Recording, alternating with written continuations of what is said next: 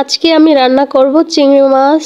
এখন আমি তেলের মধ্যে পেঁয়াজ কাঁচামরিচ একটু ভেজে নিতেছি। পেঁয়াজ মরিচগুলো একটু ভাজা ভাজা করা আমার হয়ে গেছে। এই পর্যায়ে আমি 2টা টমেটো কেটে নিয়েছি, টমেটোগুলো দিয়ে দিলাম, একটু নেড়ে চেড়ে এখন দিয়ে দিব 1 চা চামচ লবণ, স্বাদ অনুযায়ী 1 চামচ হলুদের গুঁড়া, সামথিং একটু মরিচের গুঁড়া দিলাম কারণ আমি কাঁচামরিচ দিয়ে রান্নাটা করতেছি তাই। এখন এইগুলা আমি একসাথে লাইরা চাইরা মিশিয়ে নেব সুন্দর করে। এইদিকে আমি চিংড়ি মাছগুলো সুন্দর করে ধুয়ে পরিষ্কার করে রেখেছি। আমার এখানে টমেটো কষানো হয়ে গেছে, এর মধ্যে আমি চিংড়ি মাছগুলো দিয়ে দিলাম।